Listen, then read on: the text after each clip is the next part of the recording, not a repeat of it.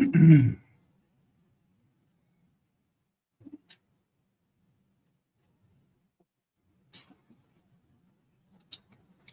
Yahweh Shem Yashar Bakathum, Priest and also 5,000, Kasar Pakad. It's a Thursday night scripture breakdown for ISHBK Northern California.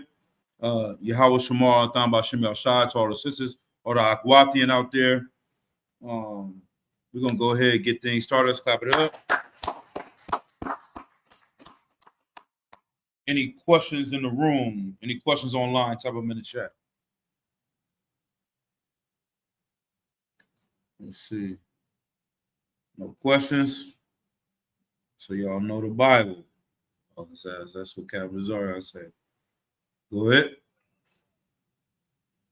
Can I get it? Sir, can I get a breakdown on Baruch 3 and 8? Baruch 3 and 8. I'll do my best to answer any questions. Let's see.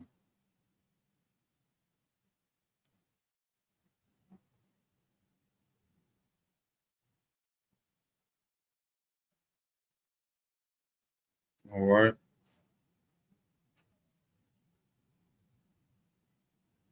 Go ahead. When you get it. Is there any specific question on it or just should I break down on it? And no, the reason why that is important when Captain Zariak says that is because just studying throughout the week, it's always good to be sharpening your sword and reading the Bible, even if it's 10, 15 minutes a day. You understand? Shouldn't go too long without reading the Bible. And if you're reading the Bible, you're going to come up with some questions. You know, General Muhammad obviously is made to break down any precepts better than I ever could, you know, but it is always good to at least try. If you didn't get it broken down with him, try and get it broken down. Got it up? Yeah, counsel. All right. This is the book of Baruch, chapter 3 and verse 8. Mm-hmm. Behold, we are yet this day in our captivity, mm-hmm. where thou hast scattered us for a reproach and a curse, and to be subject to payments according to all the iniquities mm-hmm. of our fathers, which departed from the Lord our God. Right. Okay. Break it down. I was gonna say, but for this scripture, can we use this to say like we're in captivity here, we're subject to paying bills here, mm-hmm. something like that? For sure. Okay. Read it again. Go over verse. This is the book of Baruch, chapter 3, verse 7. Mm-hmm. And for this cause thou hast put thy fear in our hearts. Right, for this reason, because we turned away from the law, statutes, and commandments, the Lord has put fear in our hearts. This is why we go through things in the world. It's because you're supposed to get to a point where you broken, where you like, man, I don't want to live like this anymore. I don't want to keep going through these things. I'm tired of this pain and this suffering. The children of Israel collectively, as Blacks, Hispanics, and Native Americans, we should be at that point. You go and read the history about the Aztecs, and you learn what the conquistadors did to those brothers, ripping babies out of the womb of women. You understand? And then you come to 2025, and they locking up babies in cages, got a little baby talking to the judge asking the baby, do you have a lawyer? You should be tired of this. You know what I'm saying? The brothers that come into the truth are not just tired of the things they've gone through in the world. They have a fear for the Lord because they learned the history of what happened to us through all these different captivities. So keep reading. To the intent that we should call upon thy name. Right. What is the purpose of that? We call upon the name of the Lord, whosoever shall be saved. Right. Well, give it to the trooper. Why is he saying to the intent? What does that mean, to the intent?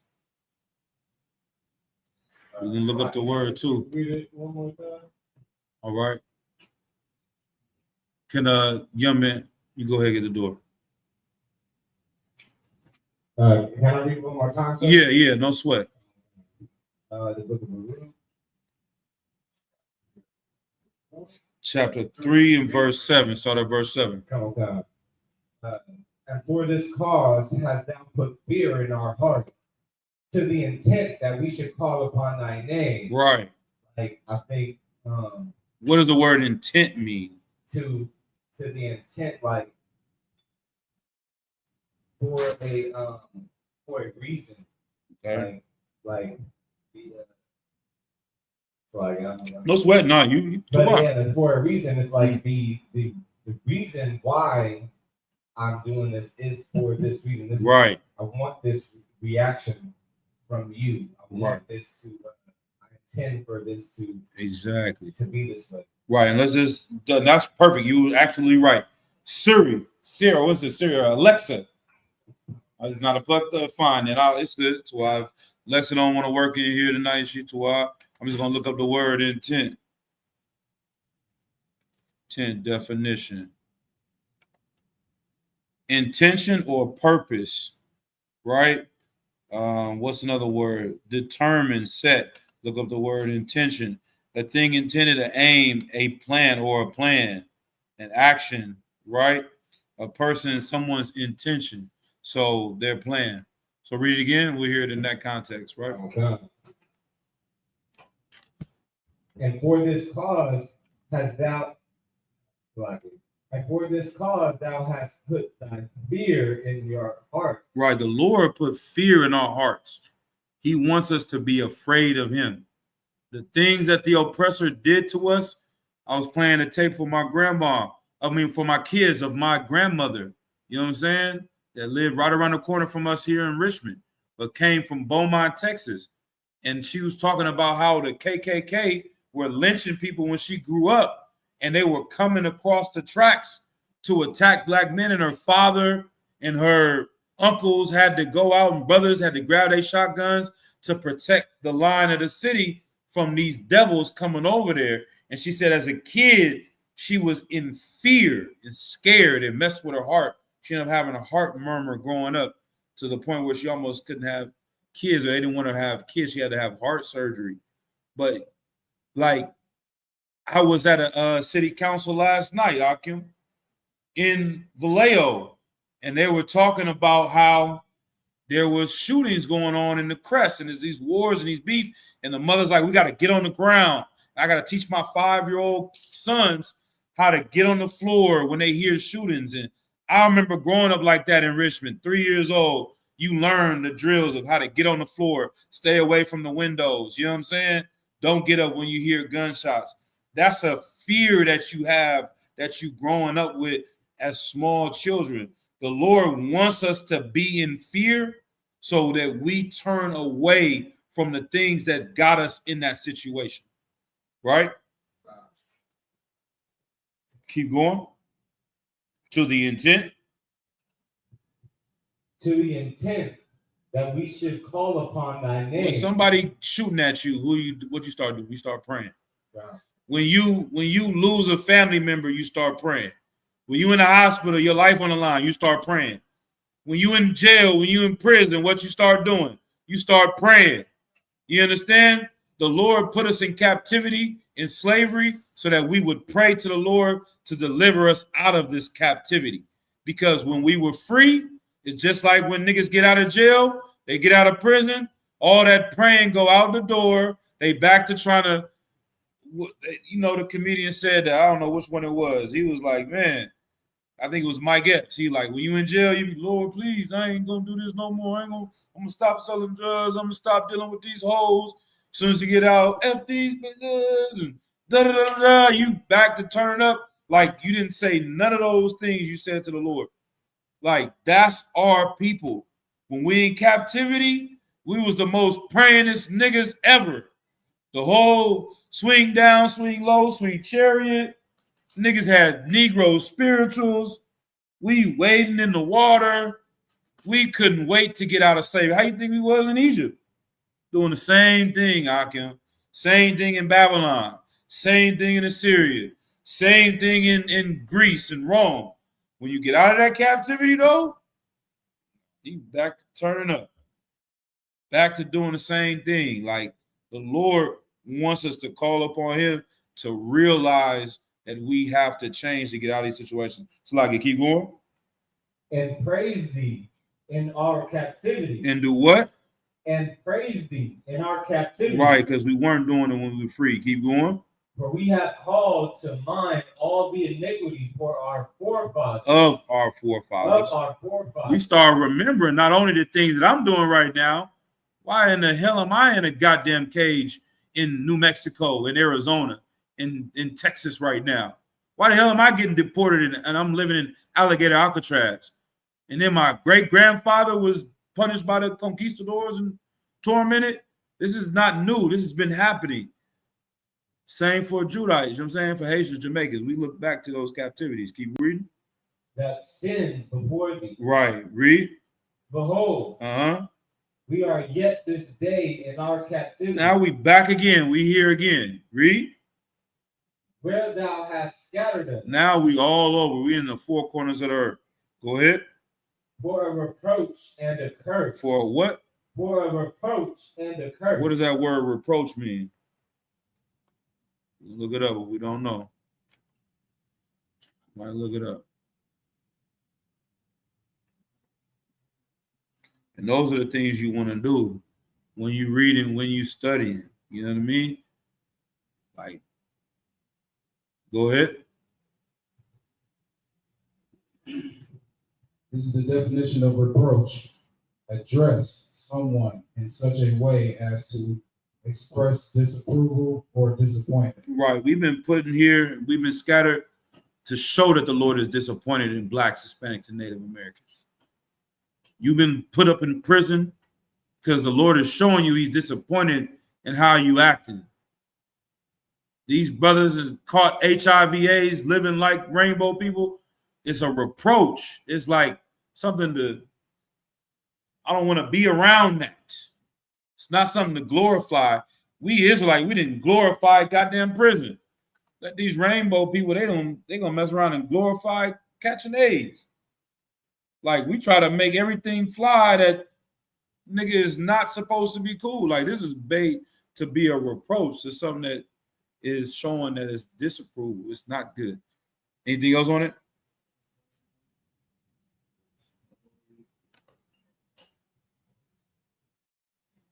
Now keep letting the trooper read.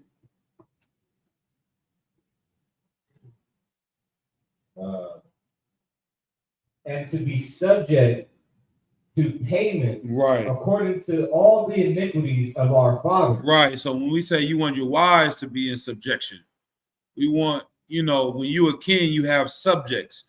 We are subjects to payment. Like, we have to pay our landlord. We have to pay, you know what I'm saying, your bills, PG&E, whatever it is. Like, we're subject to the oppressors in America. We have to pay them. We're forced to do it. We're in subjection to them. We submitting to these people that are ruling over us. Go ahead.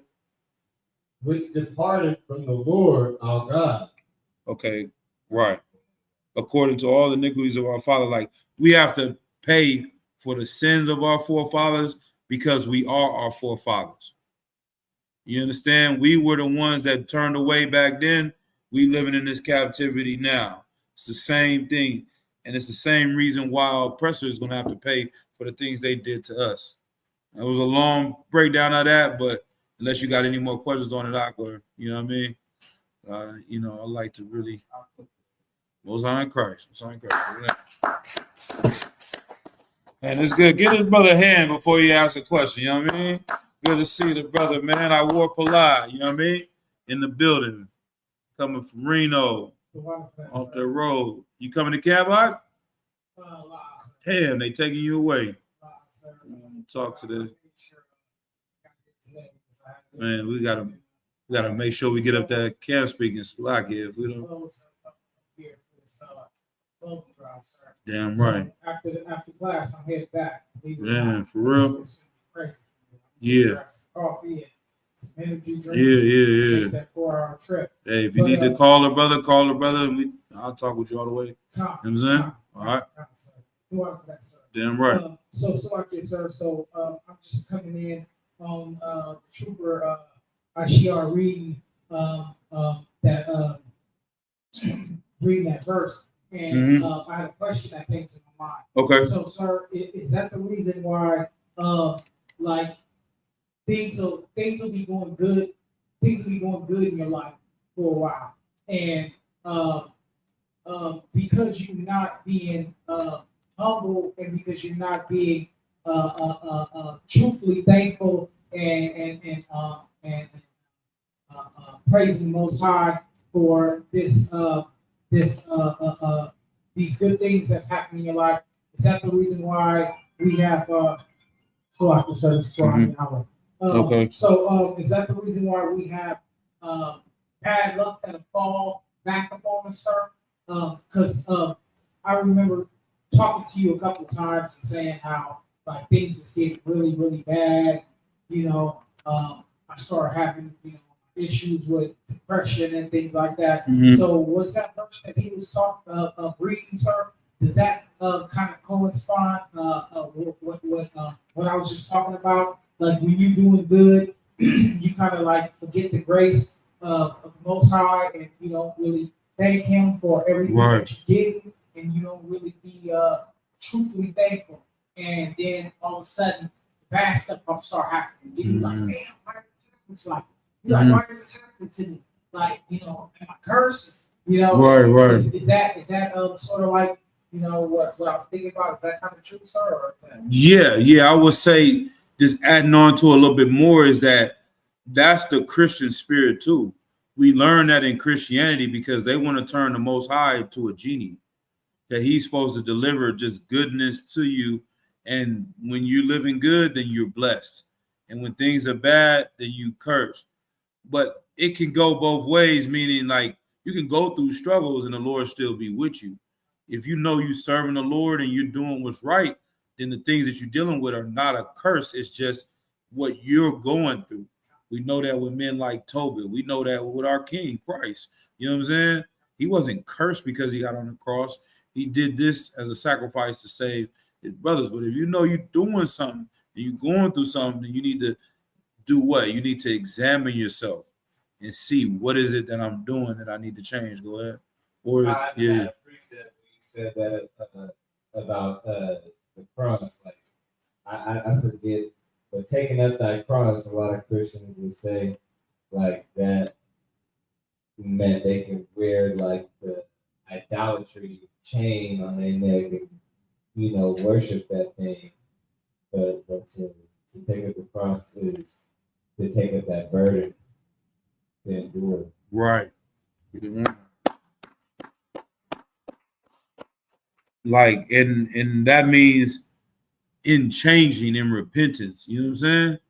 You don't pick up the cross and bear the burden and still continue in the lifestyle. Like, that's what Christians do. They think that they bearing their cross because they boss laid them off or something. Like, bearing the cross is doing the work of the Lord, is raising up these 12 tribes, is teaching the law, such as the commandments, and you bearing that burden of helping and fixing your people. It's not a burden when you goddamn TD Jakes and you got a flat tire. I'm bearing my cross today. Nah, nigga, you just got a flat tire, or the Lord dealing with you because you an evil bastard. You know what I mean? That's not bearing the cross. Bearing the cross is Christ died on the cross to help His people. You understand? If you're not teaching the truth, you're not helping your people. That's you just curse. You're just dealing with the punishments. You know what I'm saying? But yeah, a lot of times Christians, to go back to what I was saying, they turn the Lord into a genie.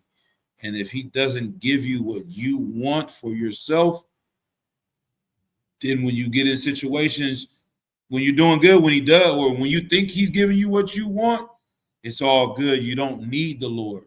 You only need the Lord to help you, to give you what you need. You know what I'm saying? As opposed to looking at yourself as, I'm a servant of the Most High. I'm here to work. The Lord doesn't owe me anything. I owe the Lord everything. Precept. For ye were bought with a price and became slaves to Christ. Like, Christ don't owe us. We owe Christ. Getting an opportunity to change your life and do something different based on his giving you a second opportunity means that you got to work the best to be in debt to say, hey, the water, I appreciate it. I don't deserve it. I could have been dead. I could have been in prison. This is my second opportunity. Let me help someone else. Let me do something to better someone else's life to get him a second opportunity like I was. You know what I'm saying? Does that answer your question? You got anything else? Let's keep going. If you know what I mean, if it's not exactly what you were asking. Okay, most high Christ. All right, the brother, let's get Revelations 8 and 11. Matam Yah, Shalom, Yabashim and Shabbat. The brother had a question about Revelations 8 and 11. Oh, I got it. This is the book of Revelations, chapter 8, and verse 11. And the name of the star is called Wormwood, and the third part of the waters became wormwood. And many men died of the waters because they were made bitter. Because they were what? They were made bitter. Right. So wormwood is a specific type of plant. It's a specific type of herb used in alcoholic drinks. It's saying that this star is symbolic of something that's poisoning the waters and making it bitter. Like it was like you're drowning in a ocean of what's that one? Everclear. You know what I'm saying? Like imagine being in the ocean already drowning. Just the water in itself could kill you. But imagine the burning of your eyes and how when you drinking you in alcohol, you know what I'm saying? You are in a very strong liquor. You know what I'm saying? It would be a painful death because your eyes gonna be burning, ears, everything, your nose, you drowning in this thing. It's a very strong ocean that you're dying in. Read it again one more time and I'll see your question now. This is the book of Revelation, chapter 8 and verse 11. And the name of the star is called Wormwood. Right. So in verse 10, it talks about the star falling from heaven and burning as a lamp and hitting these oceans and waters. And the star is called wormwood because when it hits the waters, it poisons it. And this is why many men died in the waters because they were made bitter. Keep reading. And the third part of the waters became wormwood. Right. And many men died of the waters because they were made bitter. Right. Go ahead with your question, Awar, or was it a comment? Okay. I thought I seen it. Go ahead. Ashiar? So who is this star that they talk of? It's not a person. In this version, it's not a person. It's a vision, like you see something falling out of the sky. And when it hits the waters and hits the earth, these things become different. They become contaminated. You understand? So it's a future prophecy about the last days, end of the world. All these different things are going to happen to take out a great part of the earth. God. You understand? And it's symbolic. So when they hear wormwood, they know it's a bitter herb and a bitter drink that people use. And it's the same way, like of us seeing the ocean filled with, like I said, Hennessy or Everclear or vodka. It's like, bro, you get caught up in that ocean, that wave, this is going to be a bitter death. And that's what's going to happen. There's going to be floods and poison water when these nuclear bombs are hitting. Everything's going to be contaminated. You know what I mean? Yep. Anything else? So, Lord Allah, that answers your question, Matam Yah. If you have any other questions, go ahead, type them in. Let's see. Shalom to the sister, the brother, young man, DK's rib. Shalom, Bashim Yashah. Shalom, Yahweh Shemata, Bashim Yashah. To Manawaf. to Officer 1000 Uragabar, to Officer Nayak and his rib as well. And shalom to all y'all. All right, let's go ahead. We're going to get straight into it. We're going to do one more reset. You know me. Clap it up again. Keep that energy flowing, man. Good to see y'all, brothers, man. Let's wake it up. Tonight's class topic is called We Raise Men. That's the mission of the ISUPK. They had a movie years ago. Everybody's seen it. It's called Baby Boy. You know what I mean? Y'all seen the movie. And the concept of the movie was touching on something that the intro, the first reading part, I forget it, but I remember it. It talks, I don't know if it does it talk about how the black man calls the house the crib or something like that. You understand? You even think about all of our rappers. Everybody Lil something. Lil Wayne is 30, 40 goddamn years old. He's still Lil Wayne. We got about 15 babies out right now. Lil Baby, Dub Baby, you know what I'm saying? The OG baby, you know what I'm saying? Tiny nigga, you know what I'm saying? Like, we glorify youth in American culture first. In Western white culture, they glorify these things. You understand? But they push it more in the Black and Hispanic community. And there was a thing I was watching earlier. It was talking about a narcissistic parent wants to, it's called, the word is infantilize their child. They treat them like a baby longer and more than someone that's not a narcissist. They want to keep this child in a childlike state so that they never lose them. You understand? So our oppressor is an ultimate narcissist, and they don't want to raise Black men and Latino men to be men. They want to be able to control us. So if we don't be like Baby Boy, then we become threats to this society. And so we have to learn these different things. Man, I seen this Hamite on here. And I'll get the first precept. Was it 1 Corinthians 13? I could start and end with this precept. Is it 1 Corinthians 13 and 11? Going off memory. Let me double check. Yeah, 1 Corinthians 13 and 11. We can I want to say this. The African said this, man. Oh, man, I wish I would have screenshot. I just saw it this morning. He basically said Black people in America don't have no culture. He talking to a Haitian person, and it was another Haitian woman, Haitian American. He was like, Black Americans don't have a culture. And she was like, yeah, they do. He was like, well, what is it? Tell me two things that they believe are morally right and morally wrong. Tell me two traditions that they have. Tell me two things, you know what I mean? And she couldn't really name the things. And she said, well, hip hop. And she took it back like, well, that doesn't really sound right. You know what I'm saying? Like, I hate when they say hip hop is a culture, me personally. Now, it's not, you know, it's not an official UPK breakdown or, you know, stance. Some brothers may love hip hop culture.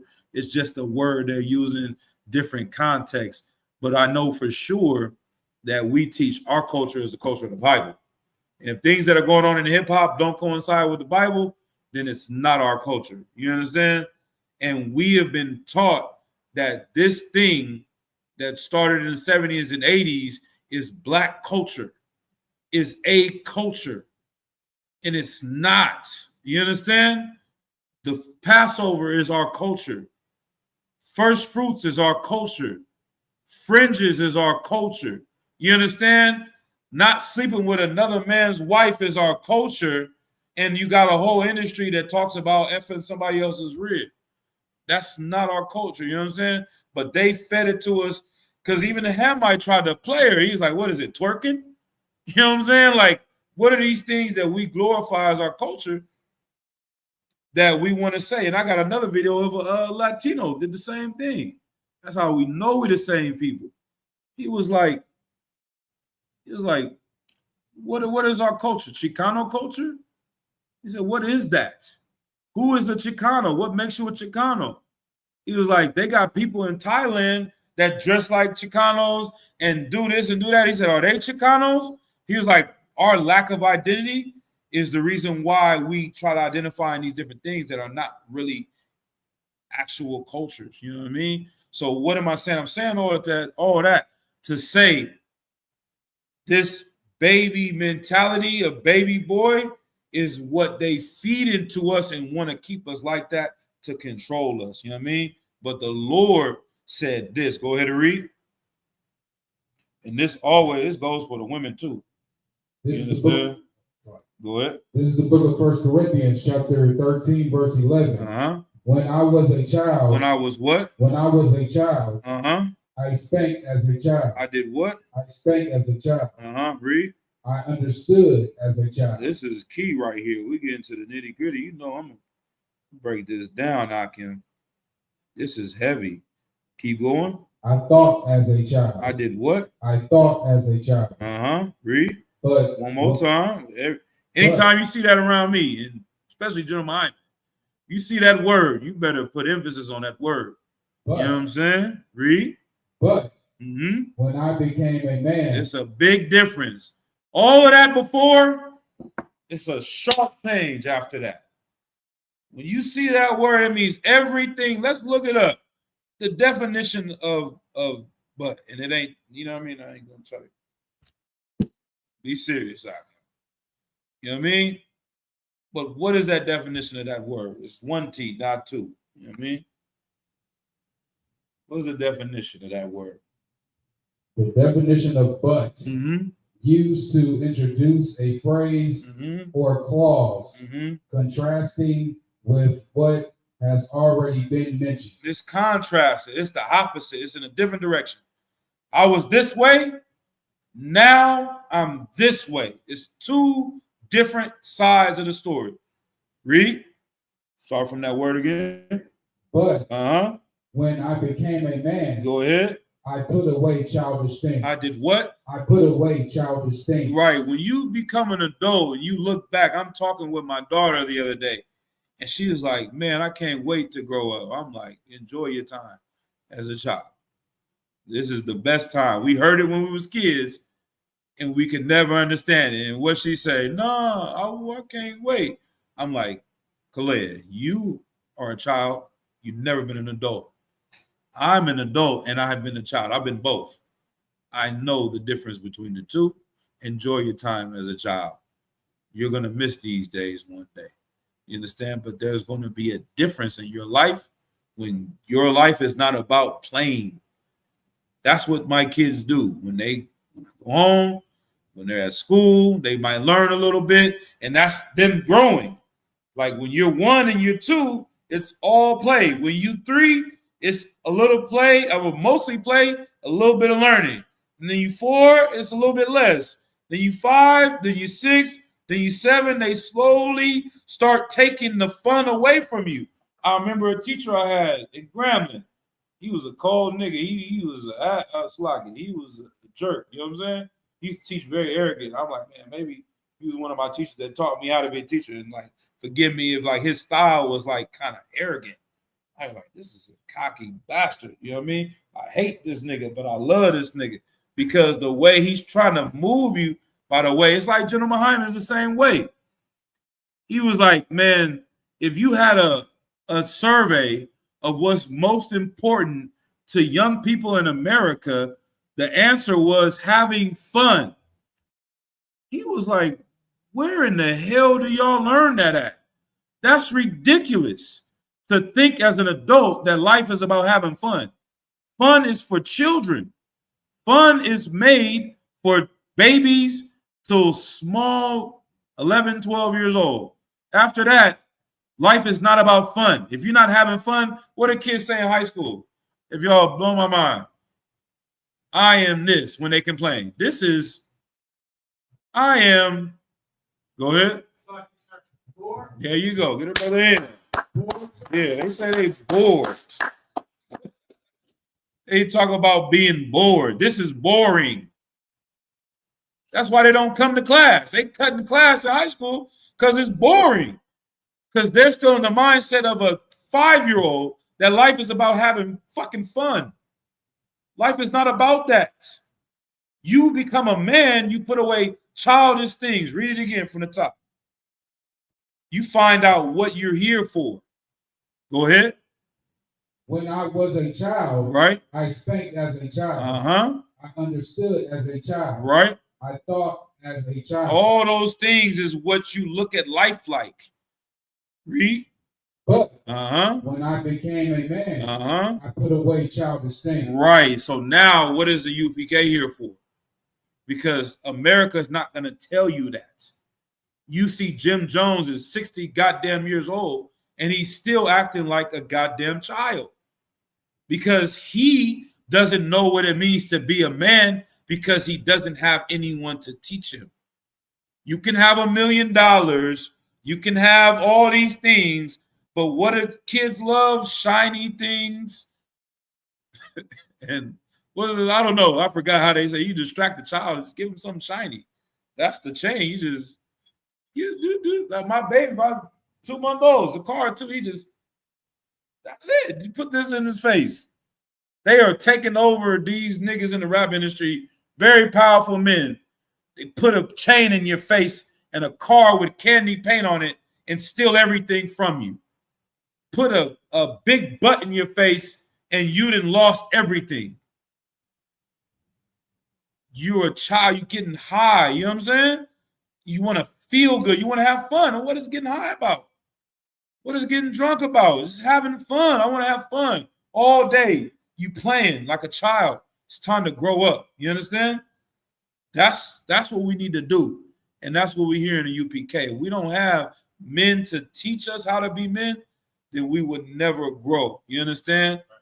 That's what we're here for. All right. Now read in this book that we got in this sociology book. We're going to read from adolescence to adultolescence. And then we'll pull the next precept. Adolescence to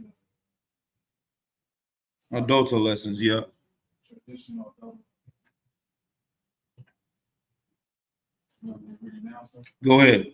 This is Sociology by James Hilsling, A Down-to-Earth Approach, page 89. Adolescence, ages 13 through 17. It might seem strange to you, but adolescence is a social intervention, not a natural age division. Right. Go ahead. Go ahead. You got a question? No, go ahead. If you got a question, ask it. I just wanted to read that. Okay. Go ahead. Read it again. Yeah. The last sentence you read. Yep. Adolescence, ages 13 through 17. Right. It might seem strange to you, Mm-hmm. but adolescence is a social intervention, not a natural age division. It's a social invention. Invention. Right. Society created this. Go ahead. In earlier centuries, people simply moved from childhood to young adulthood Right. with no stopover in between. Mm-hmm. The Industrial Revolution allowed adolescence to be invented. It brought such an abundance of material superfluous that for the first time in history, people in their teens were not needed in the labor force. Right. At the same time, education became more important for achieving success, as these two forces in industrialized societies converged that created a gap between childhood and adulthood. Right. He said a lot there. But is anybody keeping up a little bit or hearing? What are y'all hearing with this? Go ahead.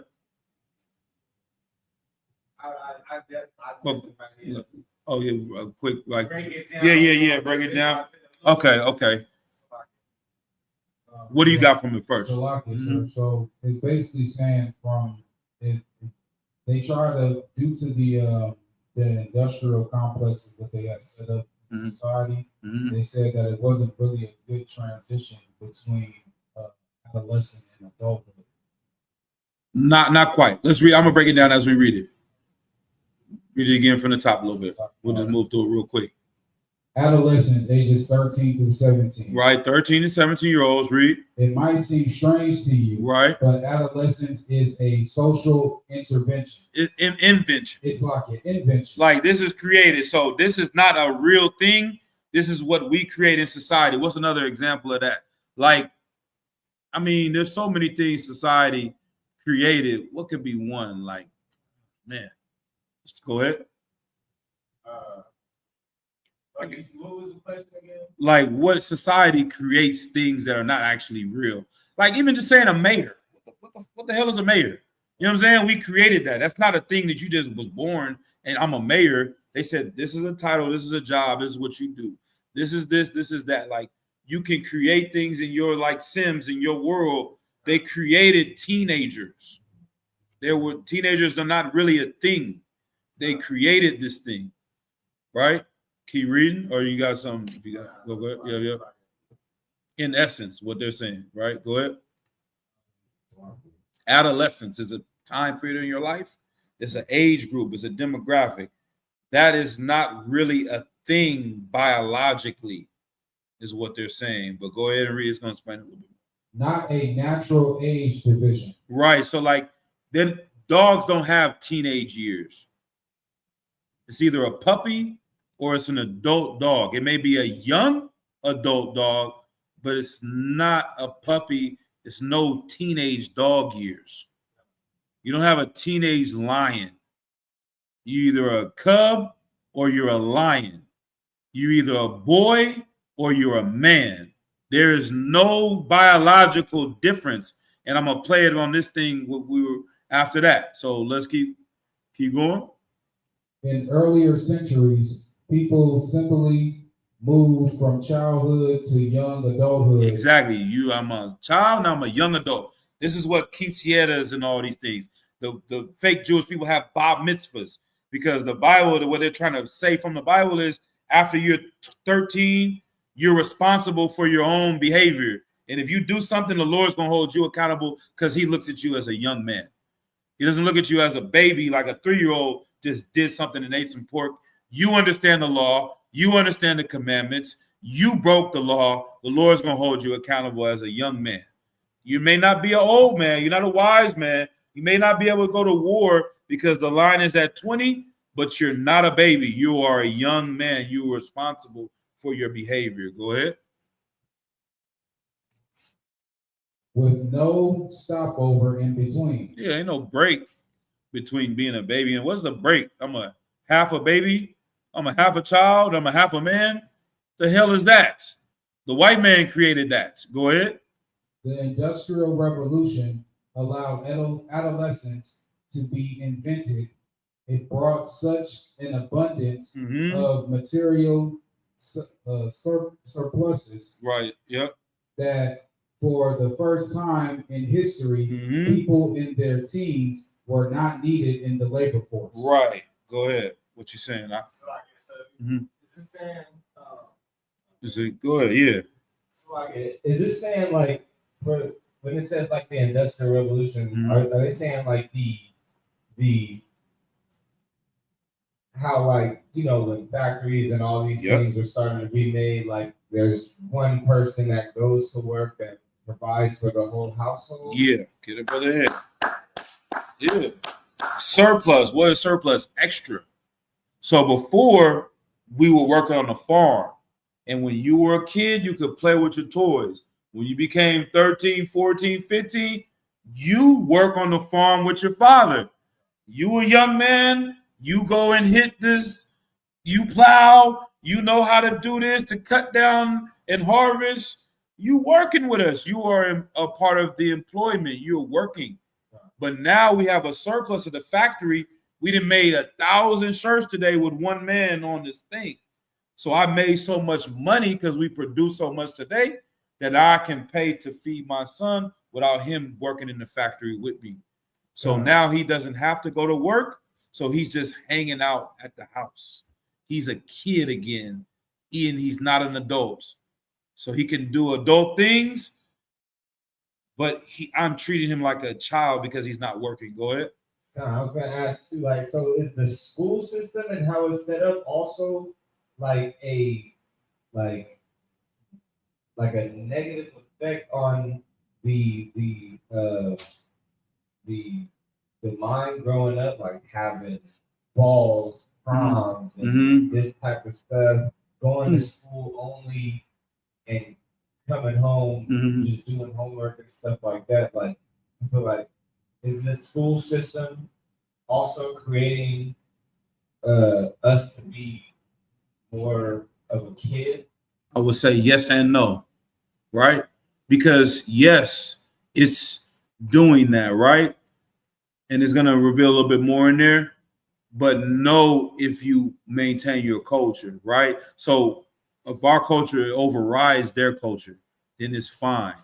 But if that's all you have, it's going to destroy you, right? Because you can become a trooper at 12 or 13 in the UPK. So we start treating you like a young man at the same time period the Lord is doing this. And then we're going to hold you accountable, and we're going to grow you up as a young man. You've seen brothers in Hebrew Academy, 15 years old. We've seen brothers graduating from it, officers, all these things.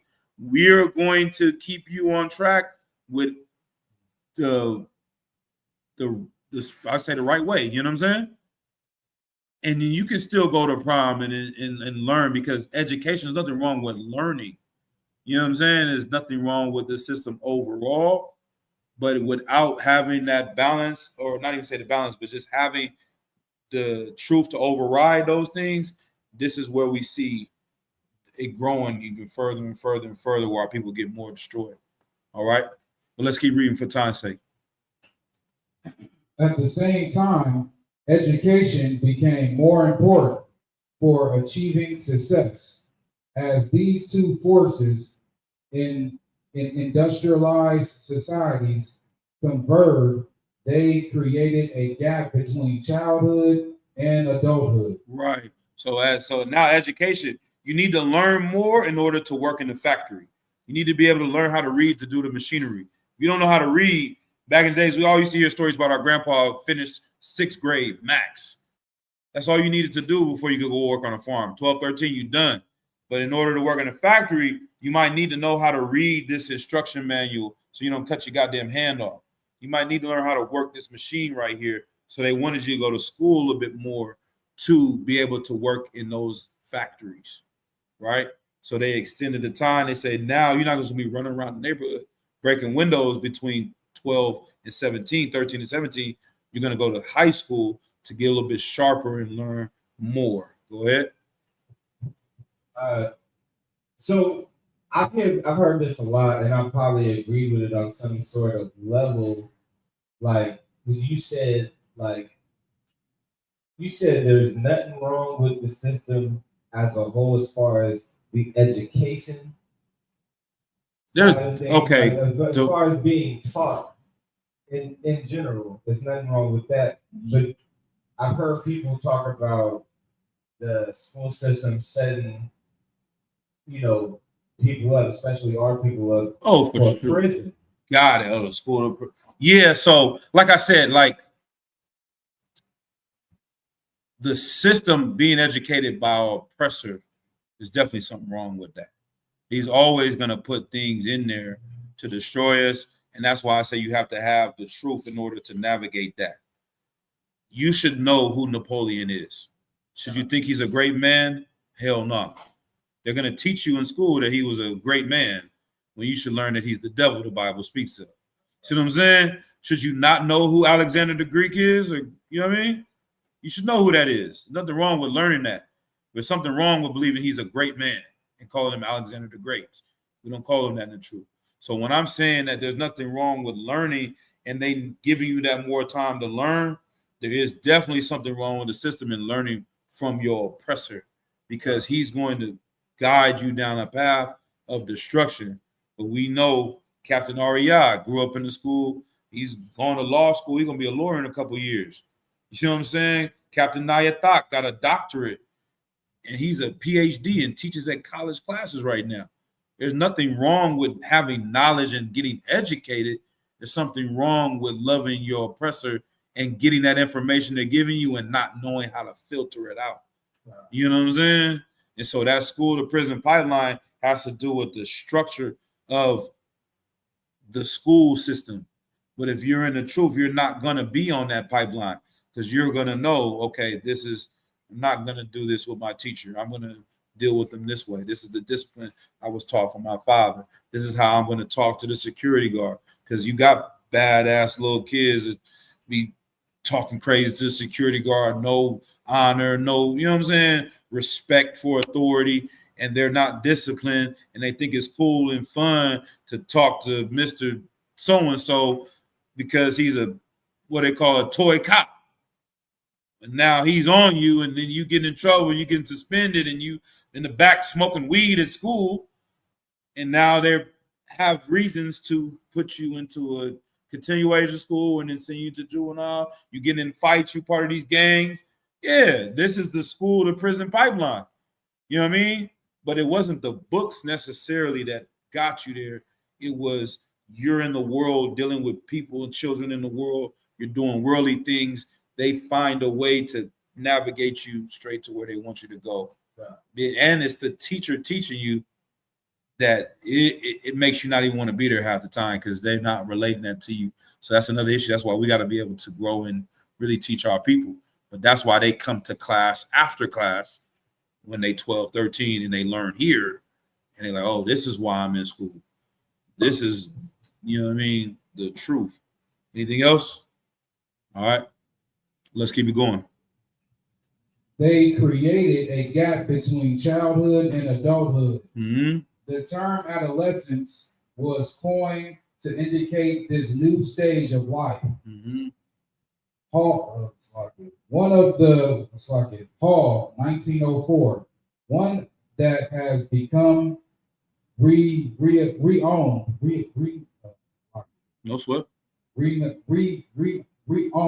Mm-hmm. for inner turmoil. To mark the passage. It's all good. To mark the passage of children into childhood. Tribal societies hold intuition rights. They call, what's it called? Initiation rights. Yes, right. Yeah. Initiation rights. Right. So what's that talking about? They jump you in. They do certain things in tribes to say you from a boy to a man. That's basically what they're saying. They always had something to transition you from this to that. You know what I mean? That's like Hebrew Academy. It's like you going from this to this. We're going to jump you into our culture as a man. We're going to look at you as a full man or whatever, like even whatever, becoming trooper, whatever it is you got to go through. In the UPK, there's a difference. You know what I mean? We call you a young man. Now you are a trooper. You know what I mean? You have to be brought through something to become a man. You know what I mean? Keep going. We're going to go to the next one. We'll try to read through it quickly. This grounds their self-identity. They know how they fit in the society. In the industrialized world, however, adolescents must find themselves grappling with the dilemma of I am neither a child nor an adult. Right. So that's why high schoolers are always a problem in our household. They say, I've talked to Niyak about these stories a few things. We're gonna put a few, you know what I mean? But when you get your kids to that age, it becomes stressful because they are fighting. You gotta come home at this time. You need to go to sleep at this time. You can't say that or watch this. You can't go over there. They like, nigga, I'm grown. I want to smoke weed. I want to sleep with these broads. I'm not no 5-year-old. If I was in a different society, you would treat me like a young man. In Europe, when you 13, you can drink wine with your parents. They don't look at alcohol. They don't be 21, be passing out and doing all this weird stuff when they become 21. They've been drinking wine out met somebody at the slavery. He's like, yeah, we was in Germany for 2 years, drinking wine with my 13-year-old, 14-year-old at dinner.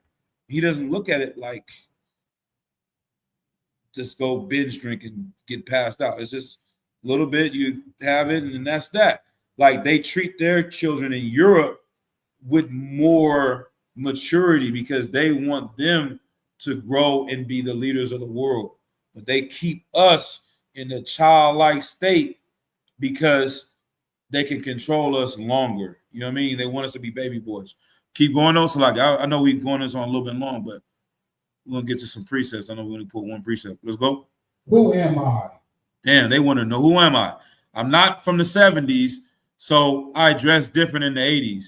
And I'm not from the 80s, I dress different from the 80s and the 90s, and so on and so forth. They always got to do something different from what they was doing 10 years ago to identify themselves as something different. I'm not a child and I'm not an adult. I do what I want, and this is this. So you're going to fight your parents because they're trying to make you stay as a child and hold you as an adult. It's very confusing.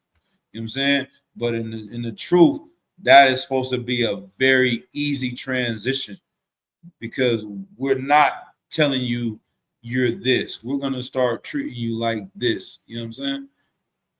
As a young adult. Go ahead. As they attempt to carve out an identity that is distinct from both the younger world being left behind and the older world that is still out of reach. I don't want to play with no goddamn Power Rangers and G.I. Joe no more. I want to roll up, drink, and shoot at niggas for real. I ain't trying to, we really, you know what I mean? You want to do that. And then it's like, damn, why is my mom talking to me like I'm 7 years old, talking about where you at? You know, you need to come home at 10 o'clock. I ain't doing that. I'm grown. You start feeling like that. And it's not wrong. But what you think is grown is sinning. We just need to change the definition of grown. Being grown is going to camp. Being grown is teaching class. Being grown is in leading your people. You know what I'm saying? Like, that is being grown in the truth. You want to be grown, then you be grown. Come to camp with us, Doc. You 13? Come stand out here with us and go to war with us. You grown, then teach this goddamn class. You grown, then do a camp speaking. You grown, Doc. You understand? Then graduate Hebrew Academy just like all the grown men. And you can feel like, okay, I ain't no baby no more. I can do that. You grown, you should be home at 11 o'clock so you can go to school in the morning. I'm trusting you, Doc. You know what I'm saying? Like, you can start leading the reins off because you know he's not going to be out there with the gang. He's not going to be smoking weed. He's not going to be. I can trust you because you've been growing up in the righteousness and you a priest and prophet like I'm a priest and prophet. I don't have to be on you like some nigga in the world because I can trust your behavior. You know what I mean? But let's keep going. It's like I'm taking too long. As they attempt to carve out an identity that is distinct from both the younger world being left behind and the older world that is still out of reach. Right. Adolescents develop their own subcultures with distinctive clothing, hairstyles, language, gestures, and music. Y'all know Crips was started by 17-year-olds, Akim? Tookie was 17 goddamn years old and has changed the effing world, Akim. Thousands of people have died following a fucking 17-year-old. Gone to prison. People been raped. Kids lost their fathers. Mothers lost their children because they were following a kid trying to have a freaking identity. That's America for you. Every 10 years, they change the hairstyle. Every 10 years, they change the culture and the clothes and everything that you make your life about. And we're following freaking children because America is not telling you that this is a game they're playing. And then we say there's something wrong with these young niggas. And the young niggas say there's something wrong with these old niggas. And the young niggas to the old niggas become the old niggas to the young niggas. You can go in the 80s and look at niggas in the 80s that was the young niggas beating up old people and doing this and selling dope. They like them old niggas from the 1800s. Somebody 80 years old in the 80s was born in 1900, Akim. They looked at them niggas with Jerry curls and spitting on their goddamn head like they was out of their effing mind. Rick James in the shirt open and what the hell is this? This is freaking crazy. But now those niggas are 70 years old and looking at these niggas with these, like, what the hell is this? But Esau has created this thing to keep us at war with each other because we have no culture and they want our children to be in this thing. But let's keep going. We usually fail to realize that contemporary societies, not biology, created this period of inner turmoil that we call adolescence. Right. Society created that turmoil, created this conflict. Not your actual, it's not a thing that happens when you turn 12 or 13 that you want to just fight your parents. Because when we was on the farm, that didn't happen. You just went to work and you loved your father and you followed him, and David was a shepherd, and ain't none of this conflict in the Bible about being 13 and 14 and 15. It was just, this is what my dad does, this is what I do. I'm a young man now. Let me be like him. You come into UPK, you see the men above you, and you follow and be like them, and then you become a man. You know what I'm saying? There's no conflict. It shouldn't be a fight. Who does that? That's not being a man. You know what I'm saying? Keep going. Traditional adulthoods, ages 18 through 29. Damn. If society invented adolescence, Damn. can it also invent other periods of life? This is, I don't know. I wish we had more than I'm taking this too long. We getting to 9 o'clock. I done brought one precept, but this is heavy, I give. They didn't took it to another goddamn level. Now 18 to 30 is another one they created. So when back in the 1930s, you was a child, then you became a teenager, and you had Grease Lightning in the 50s, and you was, oh, I'm rebelling. You joined the gang, Tookie and them, and then you became 20, 21, and you said, oh, I'm not a kid, I'm an adult. I go to the factory, I get a job, and by the time I'm 25, I'm an adult. And 26, I'm an OG. I don't do that no more. They just pushed it to 30 now. They said before you gotta go to college. Keep read it a little bit longer. As figure 3.2 illustrates, this is exactly happening now. Post-industrial societies are adding another period of extended youth to the life course, which sociologists call transitional adulthood. Right. So now you a child still. Keep reading. Let's read it quickly. Also known as adultolescence. Right. Now you're not an adolescent, you're an adultolescence. You still ain't an adult yet. Back when we was doing in ancient Israel at 14, you was an adult. Now 30, you just might touch what you would have been maturity level at 14 back then. 15 back then. Keep going. After high school, millions of young adults postpone adult responsibilities. Adult what? After high school. No, they say adult what? Adult responsible what? Adult responsibility. When I was a child, I did childish things. When I became a man, you know what I'm saying? You don't get the opportunity in America because you keep reading. Explain it. It's going to explain it. After high school, millions of young adults postpone adult responsibilities by going to college. Right. They are mostly fed from the control of their parents. Right. Yet they don't have to support themselves. Right. After college, many live at home, so they can live cheaply while they establish themselves in a career, and of course, continue to find themselves during this time. Right. Continue to find themselves. What that's about. That's some old Edomite. I gotta find myself. Who am I? And women is big. Now we talking about men, but this goes straight to the women too. Women don't never want to grow up. You finding yourself, bitch. You are 35 years old. What the hell are you trying to find? You don't know what's right and what's wrong yet. You don't know what you're here for. What are you trying to find? Esau loves this confusion. And this was from back in the 2000s. Keep reading. This is 25 years old. They are mostly fed from the control of their parents. Yeah. Yet they don't have they have to support themselves. After college, many live at home so they can live cheaply while they establish themselves in a career. Right. And of course, continue to find themselves. During this time, people are neither psychological adolescents nor sociological adults. At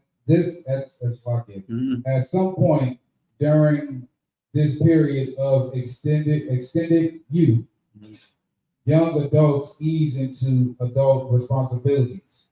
They take a full-time job, become serious about a career, Right. engage in courtship rituals, get married, and go into debt. Right, and go into debt. It's a little joke talking, you know what I mean? But now there's a graph, and I can explain the graph a little bit, but on the blue, read the blue bar where it says like 1960s or something like that. Just in figure 3.2, transitional adulthood, a new stage in life. Just read the males in the 1960s. What percentage were adults by 30 or something like 25 or something like that?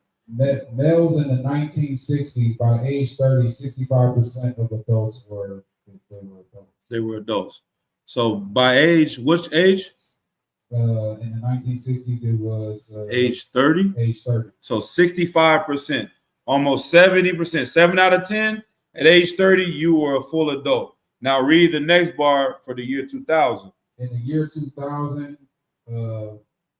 people from the age of 30, 31%? 35%, right? 31%. 31%. So now only 3 out of 10 are an adults at age 30 in the year 2000. We in 2025, grown ass men is dressing up like goddamn Goku. 45 years old. These niggas still running around wearing, you know what I'm saying? Powerpuff Girls. I don't know what the hell they doing. You know what I'm saying? Like they are. Go ahead, Doc. It's worse than that. They have something called Dragon Con right now. They doing it at the slave. I seen it at the slave. Like, bro, these grown ass people. It's worse than that. Lil Nas X was just walking down. Oh man, yeah. I heard about. Damn, that's crazy. Exactly. You know what I mean? But what am I saying? We're gonna get back to these precepts again. All of these things, it costs more money to buy a house, costs more money to start a family. So people, instead of seeing there's something wrong with the place that we live in, we just stay like children. And we don't want to grow up because to figure out a way in this thing is damn near depressing at this point. It's like, I'm not going to be able to buy a house, so I might as well just keep kicking it. I might as well just keep having fun. I might as well find fun in my slavery. When you come into the truth, you realize you're a slavery and you fight for your freedom. My life now is about fighting for freedom. How can my life be about having fun? You know what I mean?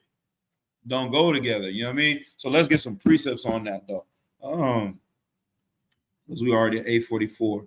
Let's go Galatians 6:4.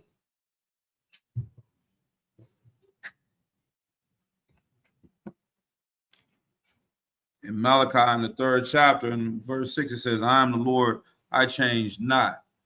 Certain things ain't supposed to change every 10 years. These laws, statutes, and commandments stay the same forever. Certain things of our culture, they stand forever. You know what I mean? And that is powerful because that's unity. We all on one accord. We all do and speak the same things.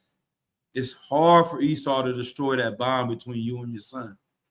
It's hard for him to destroy that bond between you and your daughter and your family. Go ahead. I can got it. This is the book of Galatians, chapter 6, verse 4. Right. But let every man prove his own work. Let what? But let every man. Matter of fact, go up to verse 2. Verse 2.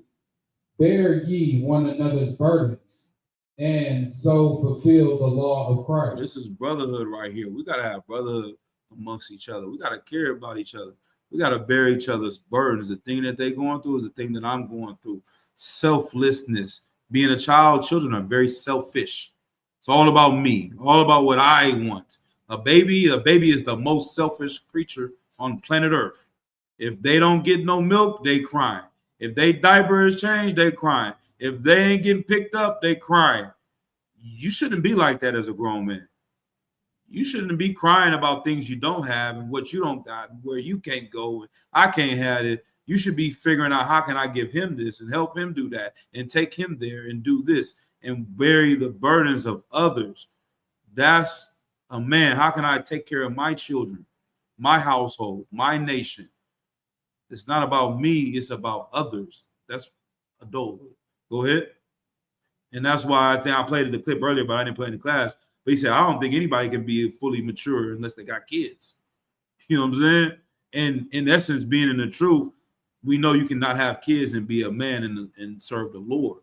But you do have children because you raise up men when you become a man. You understand? Go ahead. And so fulfill the law of Christ. Right. This is the law of Christ, to love your neighbor as yourself. This is the most important commandment. Go ahead. For if a man think himself to be something, right, when he is nothing, he deceiveth himself. That sound like rappers to me, man. They really puff up their head and glorify themselves, but not realizing that all those things they have or the great attributes about themselves mean nothing if you're not doing the work of the Lord and helping and building up your people. Keep reading. But let every man prove his own work. Let every man do what? But let every man prove his own work. Right. You prove yourself through the work. When you was a child, you played. When you were an adult, you get to work. You get on that farm, you start plowing that field. You start cutting that grass. You start picking those fruit and harvesting. This is an excellent worker. This young man right here is a worker. His value to our family is how much he harvested. When you in America, you don't have no value from 13 to goddamn 35 now because you ain't even got no work in and built nothing. So you getting high to escape the fact that you have no freaking purpose in life. You know what I'm saying? You trying to escape from the reality that, nigga, you're not a man. Because society is deeming you not a man because you don't have a house and a family and a car and a nothing. You come into the truth, your value, your manhood doesn't have to do nothing of that. It don't matter what type of shoes you got in the truth. Don't matter what type of car or no house no more. You don't got to get high to escape the reality of not being a man in America because you don't own property. You can be a man by moving through the ranks. You can be a man by helping others. You can be a man now and find value in yourself by doing the work of the Lord. You supersede all of that bull that they tried to give you. You a baby boy, and they can talk crazy to you, and some woman can say, you ain't bring no Christmas gift, nigga, you bro. And you gonna want to kill yourself because you poor.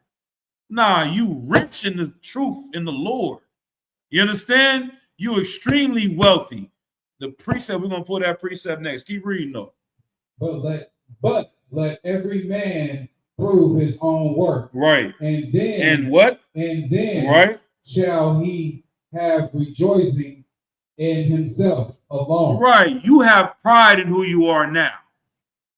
They said you're nothing. You don't own a home. You don't own a car. You ain't got a job. I'm precinct officer of 50 Kasar Pakai. I'm precinct officer of 1-500, whatever. I'm trooper so-and-so. You say I'm nothing in America. The Lord says I'm the most valuable piece of anything on planet Earth and the goddamn universe, man. Right. Your rib may see you sign Christ. You know what I'm saying? The Lord said, I will make a man more precious than the gold of Ophir. You have value now because your life is about the work of the Most High. And that supersedes anything else. And then we see when our King returns that a trooper is more valuable than the president of America. A trooper is more valuable than a senator or a mayor or P. Diddy or any other nigga that you think is valuable on earth because of some money and cars and houses they got. Then you'll see that all those things will be given to you and more. Christ said, he that lost house and family and daughter and child for me, I'm paraphrasing, all these things will be restored to you and more. You understand? Keep reading.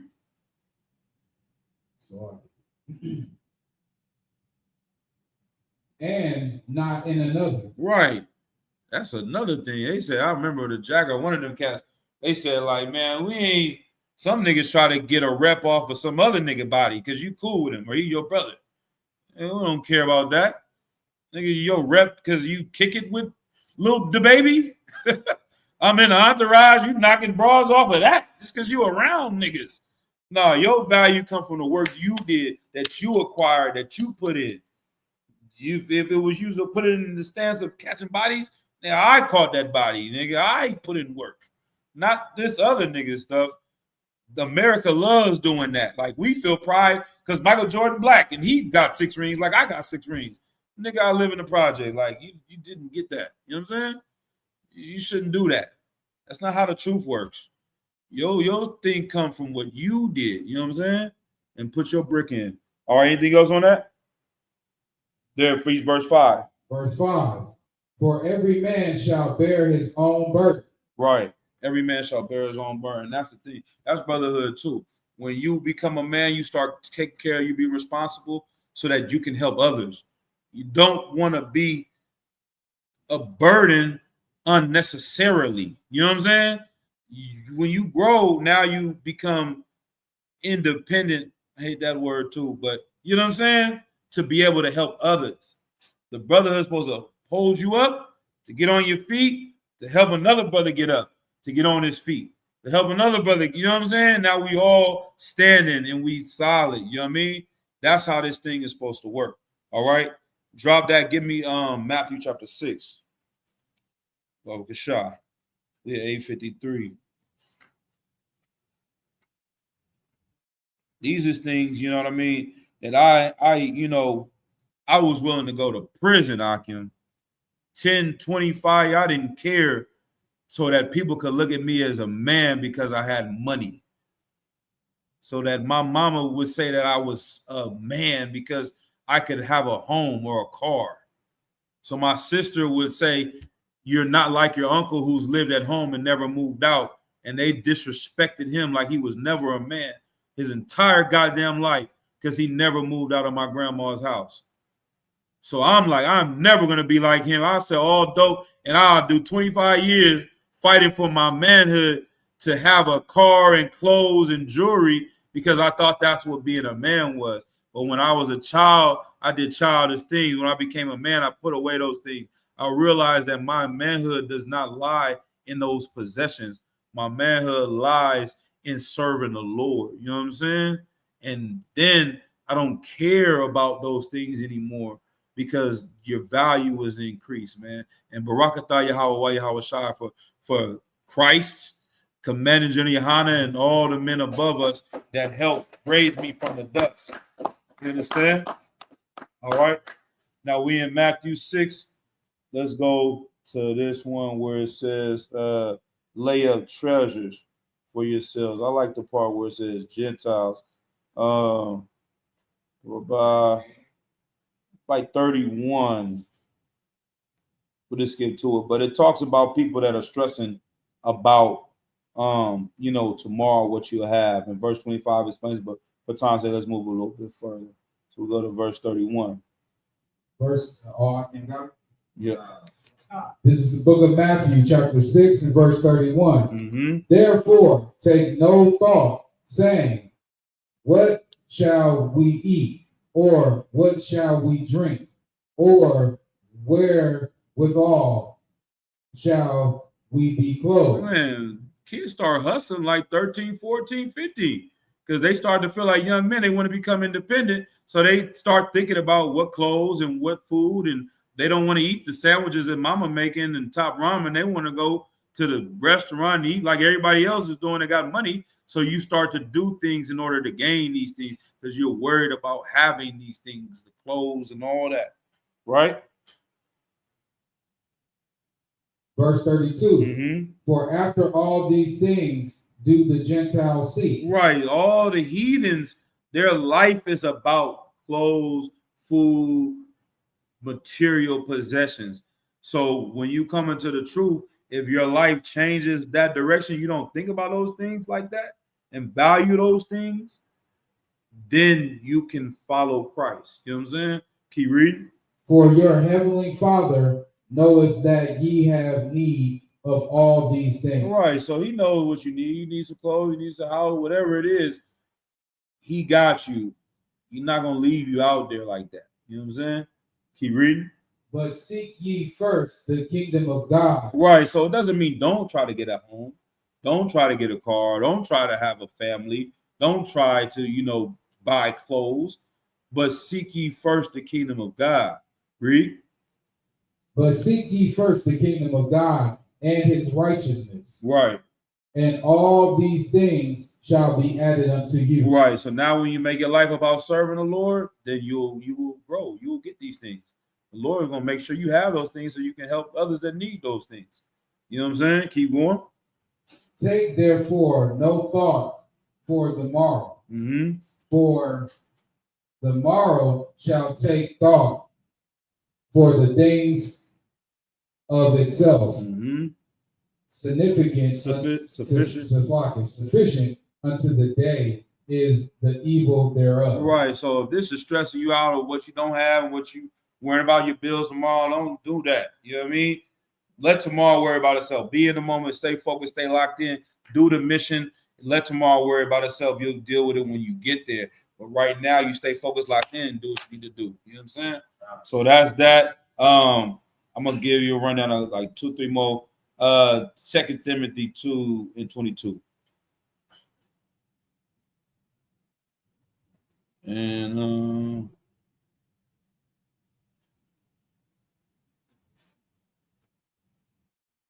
And just while we get the precepts, like I said, one of the reasons why I definitely wanted to go over this topic, and like I said, we could do this on the women as well. You can really go into how women, man, they buying $40,000 bags. That's why credit card companies love women to get a credit card, because they can just put something in front of them and they just gotta have it. They can't say no. They childish, you know what I mean?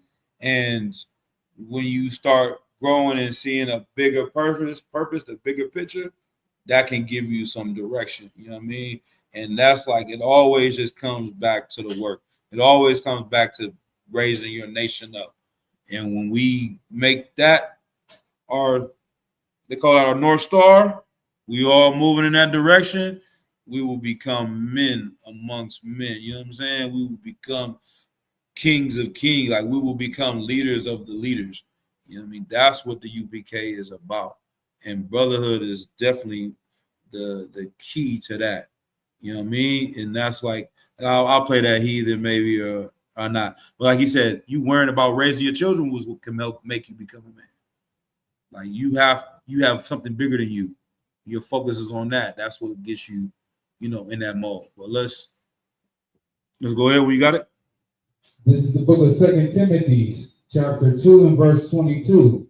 Flee also youthful lusts, but follow righteousness, faith, charity, peace with them that call on the Lord out of a pure heart. Right. P. Diddy is sitting there because of his youthful lust. How many people is in prison because of their youthful lust? They don't know how to say no. They don't know how to stop. You come into the UPK, we're going to tell you how to say no, how to say stop. We're going to tell you. You're going to say con on the one con.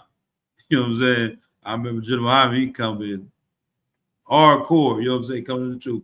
He said, you don't know what you're doing. You need someone to tell you when to wake up, when to go to sleep, when to sit down, and it's okay. I'm going to do that for you. Let me do the thinking for you. You just sit down and shut up and say con out of one con, and you're going to be all right. When you deviate from that, Lord be with you. You know what I'm saying? But until then, you might need someone to tell you. You know what I'm saying? We all needed someone to tell us because we coming out of the world and we have been free. And that's what we know about these fake Israelites. You've been free to make your own decisions and your life is destroyed listening to yourself. You need to listen to someone. And women hate that. But a soldier knows that I will always need to listen to someone. So they make me commanding General Kassar Bakad, I need to listen to someone. I need to follow somebody. I need to take an order from somebody. I need to do and whatever the hell this man is telling me to do because the Lord put him here and I'm fine with that. I like it. I like it that way. This is where I'm comfortable at. I don't need to be ruling over me. When I ruled over me, I became a felon. When I ruled over me, I was abusing women. When I ruled over me, I was hurting my people. Let me say con on one con and grow, and now I'm better, and I can do it for someone else. You know what I'm saying? All right. Go ahead. Verse 23. But foolish and unlearned questions avoid knowing that they do gender strifes. Right. Hold on. Where we at? Second Timothy. First Timothy? Second Timothy. 2 and 23, huh? Let me get there with you real quick. Second Timothy 2, 23. Go ahead. But foolish and unlearned questions avoid knowing that they do gender strife. Right, like sometimes it can be a spirit behind the question and it's causing conflict. It's not a real question, it's a challenge. You know what I'm saying? The question is to learn. The challenge is to challenge, you know what I mean? You causing strife and conflict, going back and forth. That's not the spirit we want to be, right? Verse 24. Verse 24. And the servant of the Lord must not strive, right, but be gentle unto all men, apt to teach patience. Right, and apt to teach. And that's like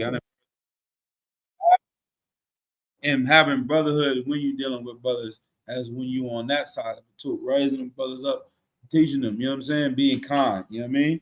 Having brotherhood. Verse 25. In meekness, instructing those that oppose themselves. If God peradventure will give them repentance to the according to the acknowledging of the truth. Right. So sometimes brothers may oppose you, they may fight you, they coming out the world. You give them some mercy, and then maybe they'll come to learning and say, okay, damn, they see what you're saying. The truth speaks, and this is what I need to do.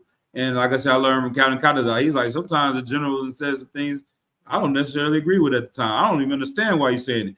But I just say con with con and then follow it. And then after time goes, I understand what he's saying, and I get it now. And I knew it was right. So that trust, even at that point, to follow is you seeing the bigger picture again. You know what I mean? It's like, well, all these other things is adding up. This one thing, I don't know. But I'm just going to keep going. I ain't going to destroy the whole damn thing. And that's what fake is like. We seen them at the camp. Brothers seen them. You know what I mean? I don't hate them brothers. I hope the Lord allow they come into the truth. But they don't want to trust and follow us to stay in charge because they question certain things they see, but not really looking at the bigger picture. Like, well, damn, all these other things are happening. All these other things I get and I'm going along with. You saying Kwame Yashala like us. You saying Yahweh why Yahweh Shai. Everything else, all our breakdown, the 12 tribes, everything y'all agree with. Few of these things you don't understand. You're not willing to follow this man and humble yourself, and you're gonna stay in charge, and you're gonna destroy these brothers' lives. When you could have just said, "Hey, I'll just follow this," and then the Lord revealed to me that this is the truth at some point in time. Can you read? Verse 26, and that they may recover themselves out of the snare of the devil, who are taken captive by him at his will. Right. So that's it. We over 9 o'clock. If anyone wants some more precepts on this thing, I got some for it. But to just bring it all the way home, you know what I mean? Like, the white man is the devil, the Bible speaks of. You know what I'm saying? That is the moral of the story. You know what I mean? In order for him to enrich yourselves, he wants us to think like children and move like children. Go ahead, Doc. Can we put part 2 of this? Yeah. Come on. Just remind me. I'll hold me to it. You know what I'm saying? This is something that I learned. And when you say that, I'm gonna play this part. Bear with me then.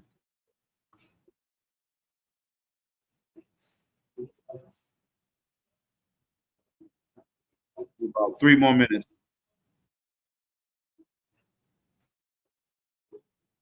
Oh, you want me to share it on there?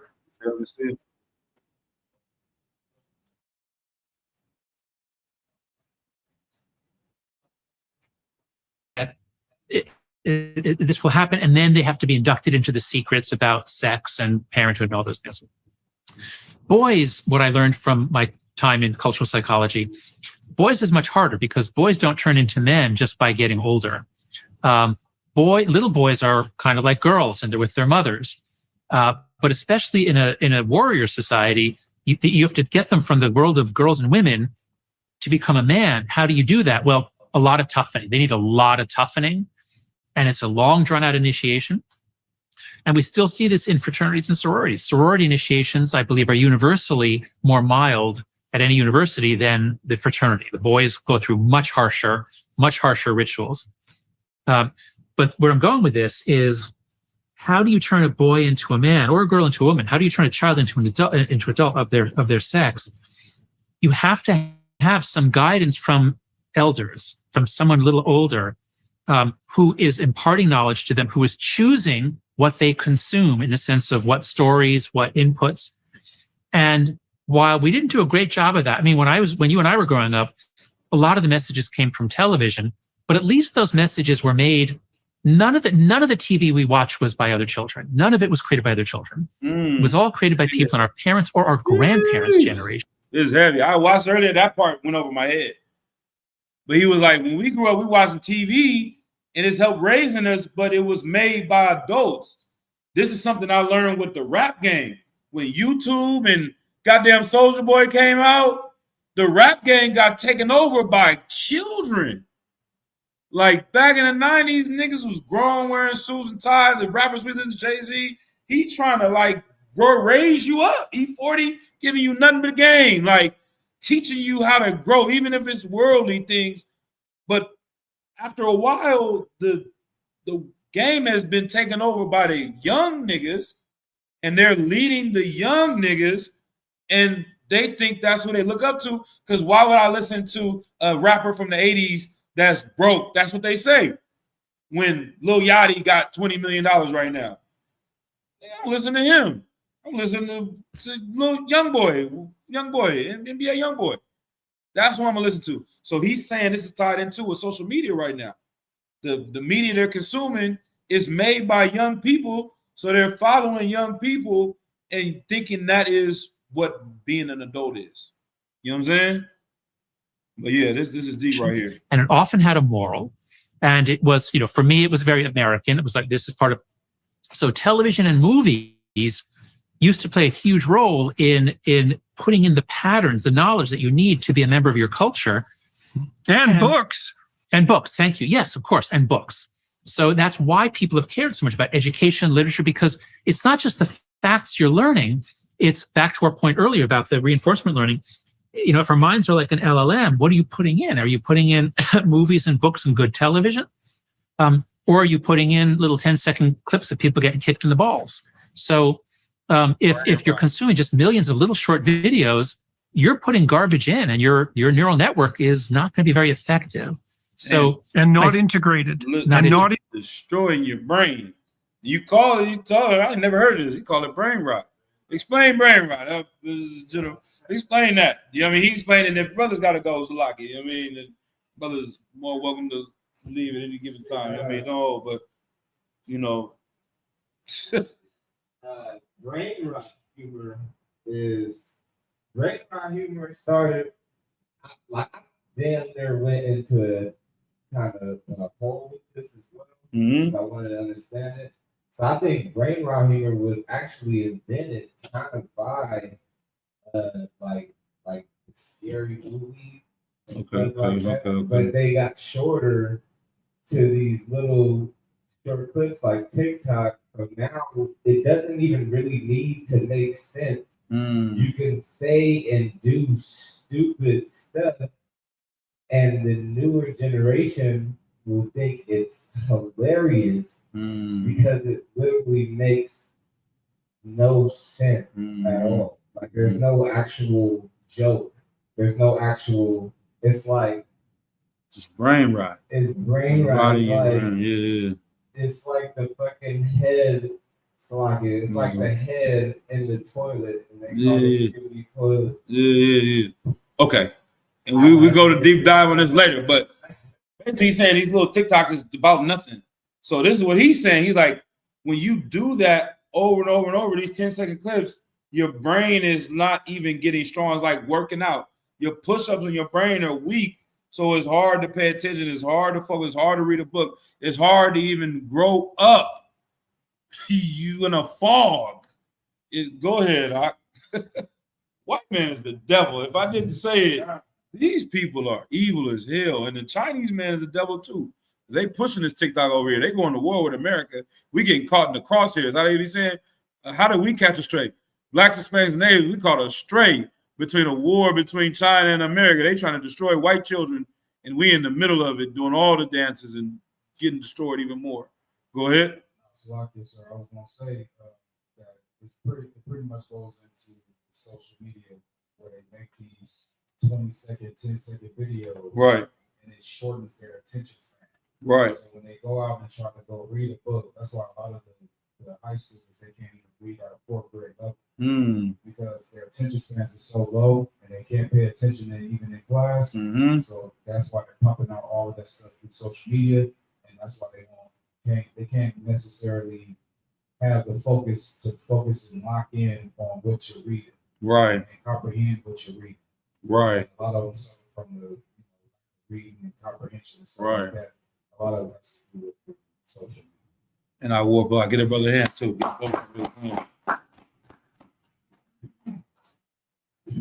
So like this, sir, I just want to add that everything that that we are talking about in this previous subject is correct. So within the last, I would say like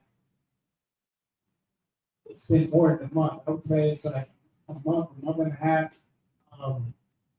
Slovakia. I've been banned from TikTok. Dang. And so I was talking to Uriah Bar a couple of days ago, and I was asking, like, what's going on? He was like, well, you was banned from TikTok. And I was like, I know what I've been banned for because I was commenting on some of the things that was actually being played on TikTok, especially have to do with these devils and the racism. Right. And they banned me. And I've noticed something. I've noticed that my level of anxiety, my level of stress, and everything actually went away when I was no longer able to get on social media and watch this shit. Excuse me. Watch this stuff while I had spare time. Damn. Now I asked Reb the other day to put me on, and she put me on, and I have not been scrolling and Mhm. on social media as I was before. Right. And like I said, my anxiety level has completely went away. I remember getting on the phone, calling you sometimes. Right. Stressing out, going through some stuff, and Right. that's no longer an issue. You know, I still got problems, Right. social media. Right. That's the devil. So, yeah, it is. It is. So, yeah, I definitely like to add that. Like, I'm staying away from that. You know, it's not any important, and I'm not supposed to be on there Right. looking at something from the ISUPK that Right. we posted. I'm staying off that. It's just nothing. Right. It's people acting just outrageous. Women Mhm. acting outrageous. Men Right. acting outrageous. Right. It's evil. Right. I get it, man. One more time. I mean, that's it. It's like we stay on there to put our things on there, but yeah, it's a thin line. You know what I mean? You can get caught in that rabbit hole and take you away from the real world. And we grew up without these phones and none of these things, and not realizing, you know what I mean, how it can infiltrate so quickly, and it can be a real thing. It's literally giving you dopamine shots, and so it's giving you a high in those 10 seconds, and they just doing it, boom, boom, boom, boom, boom, boom, boom. It can develop an addiction, you know what I'm saying? And then if you're not on it or whatever it is slowly getting on depressed, and it's not hitting as hard as it was before. So that's why I said the times keep getting shorter and shorter and shorter. The clips used to be 30 seconds, now they 20 and 15 and 10 and 3. And you can't even, you need more and more and more because they have put the masterminds to manipulating people. It's a good documentary about social media on Netflix. Y'all can check out about that. Go ahead. No, I was just gonna say you're right, sir, about the dopamine hits. Mhm. The more that they did the study, they said the more that you flick your finger on the phone, it's giving you that dopamine hit Damn. of you doing it just by you Yeah. flicking your finger. You don't even know it, but it happens just because you do Okay. it. Okay. No sweat. You heading now, Doc? We go no sweat. Yeah, I know. Let's go ahead. We're gonna close this class out. I'm gonna go ahead and salute everybody online. Probably salute this brother while he get up out of here. But shalom, Yahweh Shem Yahshai, Brakathum to all the brothers. Yahweh Shem Thumb, Bashim Yahshai to all the sisters. All right, class dismissed.